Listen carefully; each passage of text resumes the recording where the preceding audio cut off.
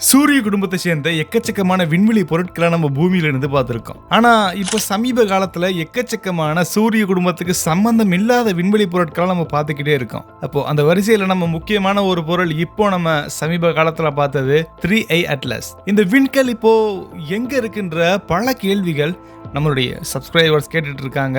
So அதோடைய அப்டேட்டா நம்ம இங்க பார்த்துருவோம்.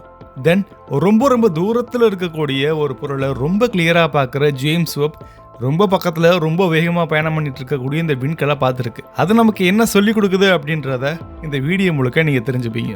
ஸோ ஸ்கிப் பண்ணாமல் பாருங்க. இப்போ நம்ம அதை எக்ஸ்போஸ் பண்ண போகிறோம். Expose everything.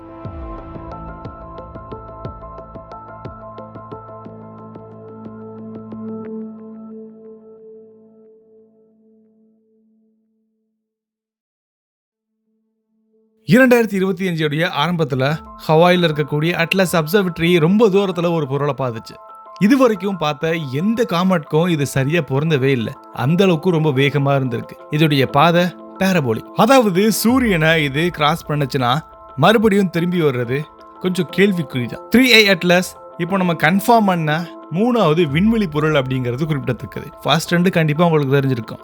2014 ஓமுவாமுவா அப்படின்ற ஒரு பொருளை பார்த்தோம். 2019 போரிசவ் அப்படின்ற ஒரு காமெட்டை பார்த்தோம். 3வதா இந்த 3i அட்லஸ். இது மற்ற காமெட்ஸ் மாதிரி இருந்தாலும் இதோடைய டெய்ல் எல்லாமே ஒரே மாதிரி இருந்தாலும் இதுல சில முக்கியமான மாறுபாடுகள் இருந்திருக்கு. ஃபர்ஸ்ட் திங், இதோடைய கலர். இந்த விண்கல்ல C2ன்னு சொல்லக்கூடிய டயட்டோமிக் கார்பன் மாலிகூல்ஸ் ரொம்ப அதிகமா இருக்கு. ஸோ இது சூரிய ஒளியினால அயனைஸ் ஆகிறனால தான் இந்த மாதிரியான ஒரு டிஃப்ரெண்ட் கலரை நமக்கு கொடுக்குது. August 2025 James web space telescope இது அங்க என்ன இருக்கு அப்படிங்கிறத பார்க்கறதுக்கு விஞ்ஞானிகளுக்கு அதுக்கு ஒரு கமெண்ட் கொடுத்தாங்க. ஸோ அதுக்கேற்ற மாதிரி டெலஸ்கோப் திரும்பி பார்த்துச்சு. இன்ஃப்ராரெட் ஸ்பெக்ட்ரோஸ்கோப்பியை வச்சும் தென் நெட்ஸ்பேக் MIR இன்ஸ்ட்ருமெண்ட் பயன்படுத்தியும் அதிலிருந்து பல டேட்டாஸை அதனால் எடுக்க முடிஞ்சது. ஸோ அதன் மூலியமா CO2ன்னு சொல்லக்கூடிய கார்பன் டை ஆக்சைடு ரொம்ப அதிகமாக இருந்திருக்கு. ஆனால் H2ன்னு சொல்லக்கூடிய நீர் ரொம்ப கம்மியாக இருந்திருக்கு.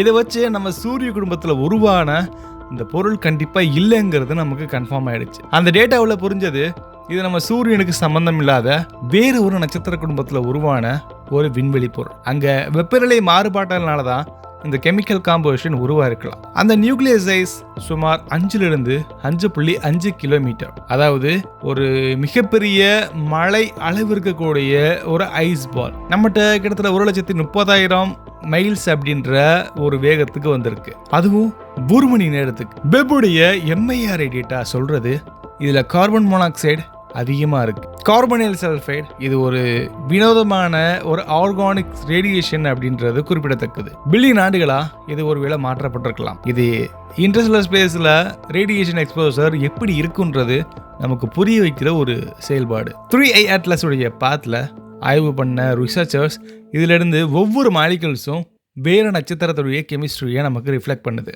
அதாவது யூனிவர்ஸ்ல எங்கோ இன்னொரு ஒரு சூரியனை அல்லது நட்சத்திரத்தை சுத்தி இதே மாதிரியான ஐசி பாடிஸ் உருவாக்கி இருக்கும். அந்த சிஸ்டம் இப்போ நம்மகிட்ட இருந்து பல ஒளியாண்டுகள் தூரத்தில் இருக்கலாம். ஆனா அதோடைய சின்ன பார்ட்டிகள் நம்மளை நோக்கி வந்திருக்கு. அந்த சின்ன பார்ட்டிகள் அதோடைய சொந்த இடத்தை பத்தின கதையை இப்போ எழுதிக்கிட்டே இருக்கு. வெப்புடைய ஸ்பெக்ட்ரம் டேட்டால ஸ்பெக்ட்ரல் லைன் ரொம்ப கொஞ்சம் டிஃப்ரெண்டான ஒரு பேட்டர்னை காட்டுது. ரேடியேஷன் அங்க கொஞ்சம் வினோதமா தெரிஞ்சிருக்கு. Billions of years of cosmic rays அங்க அதோடைய மேற்பரப்புல மறைக்கப்பட்டிருக்கு. தென் அது மொத்தமா மாற்றப்பட்டிருக்கு அப்படிங்கறத நமக்கு சொல்லுது. அதாவது இன்னொரு ஒரு ஃபாசில் மாதிரி ஸ்பேஸ்ல பழைய வரலாறை வச்சிருக்கக்கூடிய ஒரு மிகப்பெரிய ஒரு லைப்ரரி. இந்த CO2 H2O இந்த ரேடியேஷனோட பார்த்தா இதோடைய பர்த் பிளேஸ் அந்த ஸ்டார் கொஞ்சம் கூலிங்கான ஒரு ஸ்டாரா இருக்கலாம். அதாவது M கிளாஸ் ரெட் ட்வார்ஃப் சிஸ்டம்ல இது உருவாக்கப்பட்டிருக்கலாம் அல்லது அங்க ஏதோ ஒரு விண்வெளி பொருட்கள்னால உடைக்கப்பட்டிருக்கலாம் அப்படிங்கிற ஒரு நம்பிக்கை நமக்கு இருக்கு. அதுலயே இன்னொரு ஒரு முக்கியமான விஷயம், இதுல இருந்து வரக்கூடிய ரிஃப்ளெக்டட் லைட் போலரைசேஷன் பேட்டர்ன் மாறிக்கிட்டே இருக்கு. இதனாலதான் இதோடைய surface roughness, vertical size distribution எல்லாமே அடிக்கடி சேஞ்ச் ஆகிட்டே இருக்கு. 3i அட்லஸ் இப்போ நம்ம சூரிய குடும்பத்தை கிராஸ் பண்ணி வெளியே போகுது. அந்த பாதையில அடுத்து வேற என்ன பொருள் வரும்ன்றது யாருக்குமே தெரியாது. ஆனா இது போனதும் ஒரு மெசேஜை நமக்கு சொல்லி கொடுத்துட்டு போகுது. இந்த யூனிவர்ஸ்ல இந்த கெமிஸ்ட்ரி ஒரே மாதிரியே இல்லை.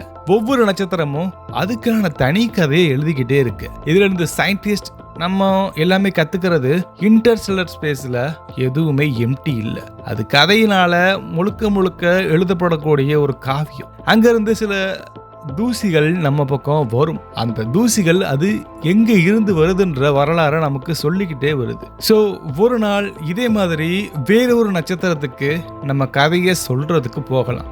அது ஒரு ஸ்பேஸ் கிராஃப்டா இருக்கலாம், ஒரு ப்ரோபா இருக்கலாம், அல்லது ஒரு சிக்னலா இருக்கலாம். இது வேற ஒரு சிவிலைசேஷனுக்கு நமக்கு வணக்கம் சொல்லிட்டு போகக்கூடிய ஒரு மெசேஜா இருக்கலாம். நீங்க இதை கேட்கும் போது கொஞ்சம் டிஃப்ரெண்டா இருக்கு, ஆனா நமக்கு எங்கேயோ கேட்ட மாதிரி இருக்கு அப்படின்னு உங்களுக்கு தோணலாம். இது வரைக்கும் நம்ம எக்கச்சக்கமான வழிகள்ல வேற ஒரு கிரகத்துக்கு நம்ம மெசேஜை அனுப்பியிருக்கோம். அது என்னென்ன வழிகள், இது வரைக்கும் நம்ம எந்தெந்த கிரகத்துக்கு மெசேஜ் அனுப்பியிருக்கோம், எதன் மூலியமா அனுப்பியிருக்கோன்றத நீங்க முழுசா தெரிஞ்சுக்கணும்னா அதுக்கான லிங்க் இப்போ ஐகார்டில் ஷோ ஆகும்.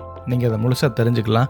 தென் ஒரு இடத்துல இருந்து மெசேஜ் வர்றதுக்கான வாய்ப்புகள் இருக்கு, அது என்னன்றதையும் நீங்க தெரிஞ்சுக்கலாம். அண்ட் 3i அட்லஸ் நம்ம யூனிவர்ஸில் ஒரு சின்ன பக்கம்னாலுமே அது நம்மளுடைய எதிர்காலத்தில் கியூரியாசிட்டிக்கு ஒரு சின்ன ஸ்பார்க் மாதிரி. இது ஒரு காமெண்ட் இல்லை, இது ஒரு ஃப்ரெண்டுன்னு நினச்சிக்கோங்க. இது வேற ஒரு இடத்துல இருந்து வந்த ஒரு விசிட்டர்.